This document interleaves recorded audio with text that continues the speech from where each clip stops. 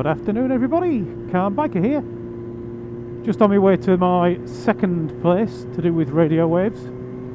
Second part of a three-part trilogy, and I can just see it over that hill, peaking above. Which means at some point down here, there's got to be a right-hander that I can take. Otherwise, I'm going to get lost, but that's nothing new for me. But I wanted to take you to this one and show you it while there's still some of it there. One part of it is going nowhere. The tower that I could just see over the hill, I can still just see it peeping over. I don't know if you'll be able to see it or not. The tower is a listed building, grade 2 listed building. You're not allowed to demolish that thing. So that should be hanging around for many, many years to come. Yeah, the other bit that's interesting, there were 4 things. Apologies for cutting that corner, but that person coming up behind me was coming up so quick I thought I'd get out of the way before they did something stupid. Yeah, there used to be 4 things, but now there's only 1. And the other 3 magically disappeared overnight. And there is there certainly was, I don't know if it's been concluded or not, but there was an investigation going on by the council as to whether this was even legal. But the person who owned the land, I believe it was, allegedly, according to the newspapers, chopped up 3 of the things, which are around about 100 tons of metal each, and sold them for scrap metal, leaving only 1. So I want to look at it while it's still there. Otherwise, you know, they might get rid of the 4th one if it's deemed to be okay. I guess 100 tons of scrap metal is probably worth a few quid. Starting to get a decent view of the tower now. So this is the one remaining radar transmission tower that's left of RAF Stenigot, or Stenigot. I'm going to call it Stenigot because I don't know how to pronounce it. Stenigot seems as good as anything. And this is the one remaining radar transmission tower. So this is a tower that has various antennae and whatnots. And the idea was that when this was built in the Second World War, there were 4 of these. These towers are about 350 feet tall, and there were 4 of them. And they would send out a radar signal, which then, well, hopefully or not hopefully, depends on how you look at it, I suppose, but hopefully or not hopefully, would be reflected off incoming German aircraft. So when the Germans were sending the bombers across, around here, Lincolnshire and East Yorkshire, heavily, heavily bombed, because there's a lot of bomber runways here. So you would get the British planes would take off from around here, and actually if you fly over here and look down, if you're at low level, you can actually see loads and loads of bomb craters. Many of them from German bombs, many of them from British bombs that they would let go of before they landed, rather than land with the bombs still attached, if they hadn't managed to drop all of the bombs on Germany. So the 4 of these towers were also 4 other towers that weren't quite as tall. Those were the radar receiver towers, and they would get the reflected radio waves back to determine where the enemy were coming from. And obviously the earlier you could find out they were on the way, the earlier you could scramble your fighters to go and try and take them on. A bit of Spitfireage or that type of aircraft to go and try and take the bombers out before they could drop bombs on British targets. It's not used for that anymore. Ooh, I was going to go past and look from the other angle, but I'm going to go right up to that fence and have a look, because I reckon I can get a good view from there. This tower's still here and still used, but not for radar. I wonder if those ropes give it away actually, because they're clearly not guy ropes. But the RAF still use this, and they use it for their training the people who build and maintain this type of tower. apparently 350 feet tall. These people who are getting trained to do this kind of work have to go up that ladder and round that platform and up that ladder and up that ladder and that ladder and that ladder and that ladder, right to the very tip, where they get to see as a reward a memorial that's up there that obviously I can't see from down here, but also it gets to test them to find out if they're actually going to be capable of doing it, or do they get halfway up and say, I've had enough, let me back down. So that's the bit that's grade 2 listed. That's going nowhere because they won't let them. That bit over there I think is just a water tower. But I want to see round the other side, a thing that I can catch a glimpse of just over there, and it's going to take a bit of walking to get to. Now, this is going to be quite a walk, I think, because I've got to come round here where there's a public right of way, because I'm not going trespassing. Is this it? This is it indeed.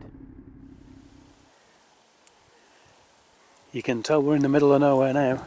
Time to leave the animal behind for a bit and go for a walk up here.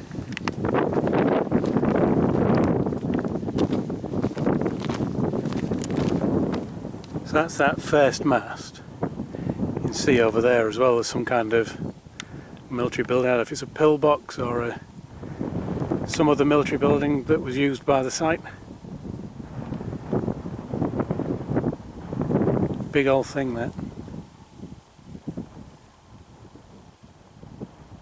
I'd give it a climb. So that thing was part of what they called Chain Home, which was a radar network. There's a big ring of radar stations right around the coast of the UK to detect aircraft that were coming in from a long way away.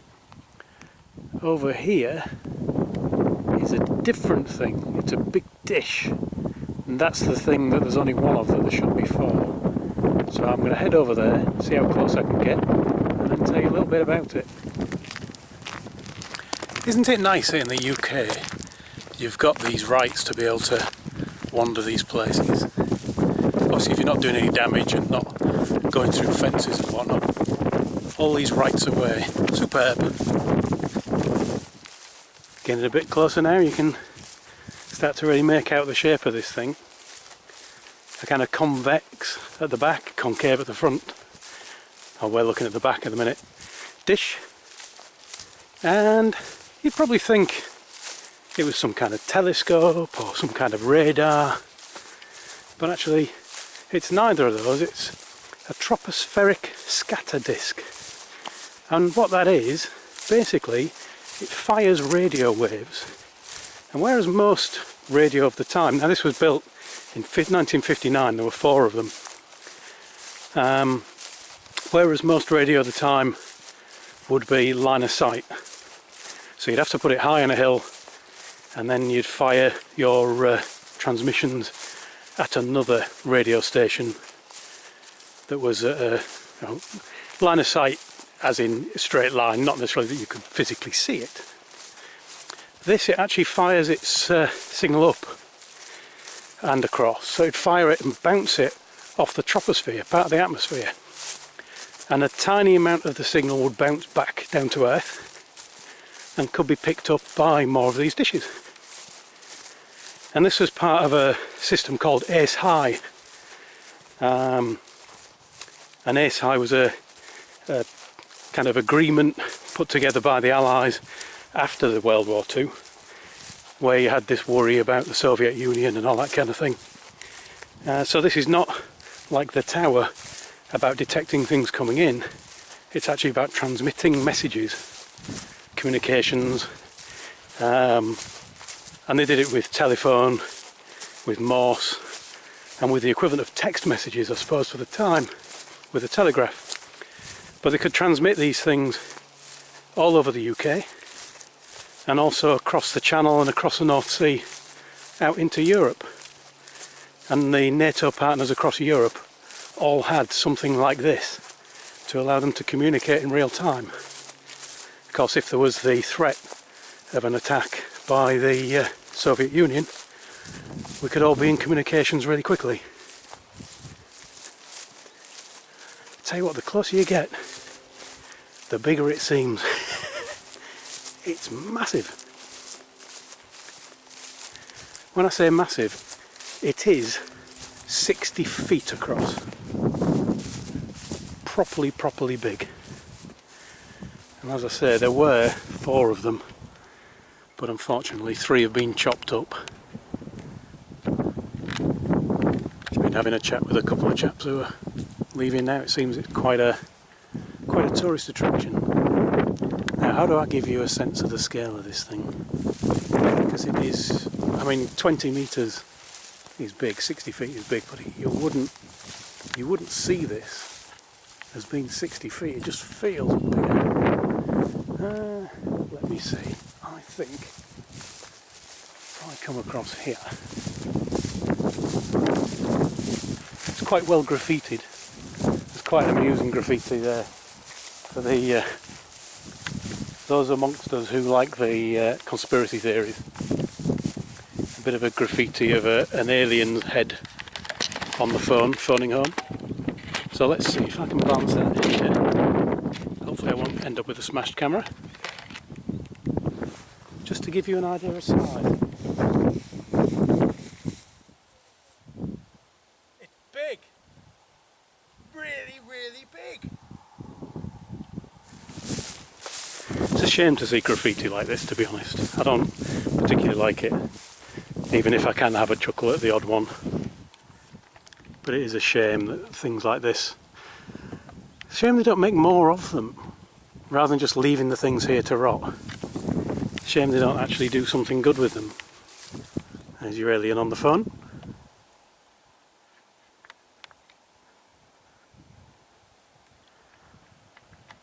I mean, from here I can't even fit the whole thing in the frame.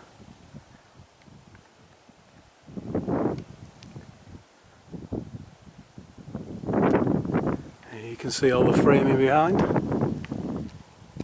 Certainly wouldn't want that to roll over on you. And these things, just to say, these weren't flat on the ground like this one. These were actually almost horizontal and up in the air. Considering they were top secret, they must have been quite a sight from miles around. So there you go. That's RAF Stenigot. Part of the defences for the UK and for Europe. Thank you for watching, everyone. I hope you enjoyed it. Ride safe, and I shall talk to you all again soon.